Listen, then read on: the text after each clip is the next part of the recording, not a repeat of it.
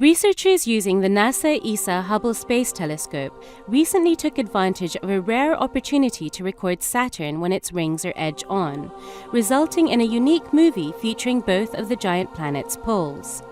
Saturn is only in this position every 15 years or so, and this favorable orientation has allowed a sustained study of the two beautiful and dynamic aurorae, Saturn's own northern and southern lights.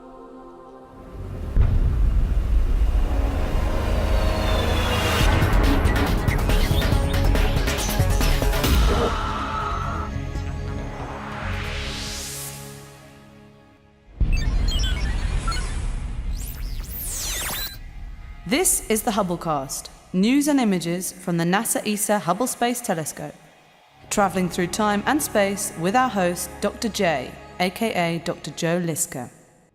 Hello and welcome to the Hubblecast.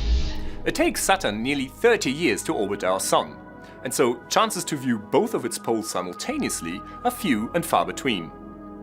Now, Hubble's been snapping pictures of Saturn's aurora since 1990. But 2009 brought the rare opportunity for Hubble to image Saturn with its rings edge-on and with both of its poles visible.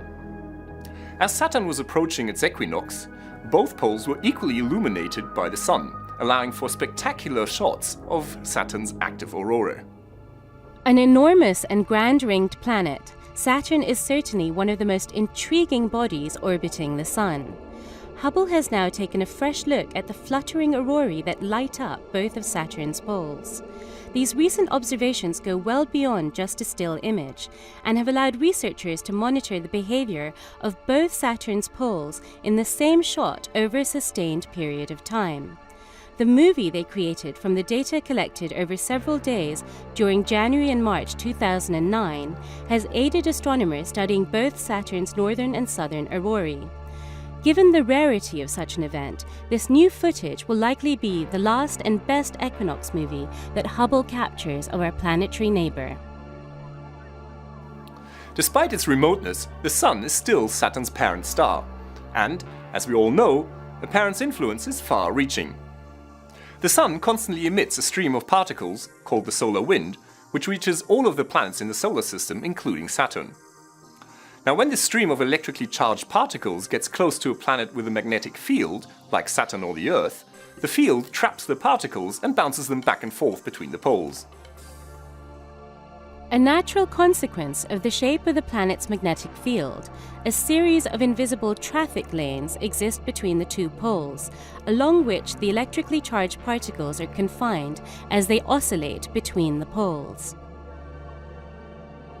The magnetic field is stronger at the poles, and the particles tend to concentrate there, where they interact with atoms in the upper layers of the atmosphere, creating aurorae, the familiar glow that the inhabitants of the Earth's polar regions know as the northern and southern lights.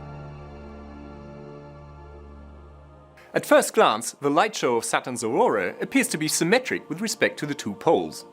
However, analyzing the new data in greater detail, astronomers have discovered some subtle differences between the northern and southern aurora, and this reveals important information about Saturn's magnetic field. The northern auroral oval is slightly smaller and more intense than the southern one, implying that Saturn's magnetic field is not equally distributed across the planet. It is slightly uneven and stronger in the north than the south. As a result, the electrically charged particles in the north are accelerated to higher energies as they are fired towards the atmosphere than those in the south.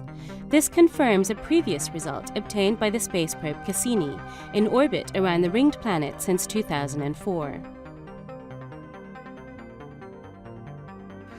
These dramatic light shows observed by Hubble on Saturn are not just a charming feature, but they actually teach us something about the conditions on one of our most magnificent planetary neighbours.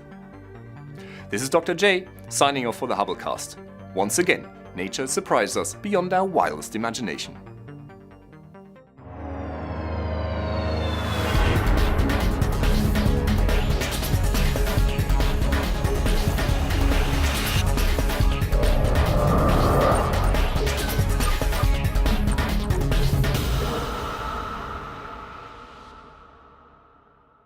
Now that you've caught up with Hubble, make sure to get the latest from the ground too.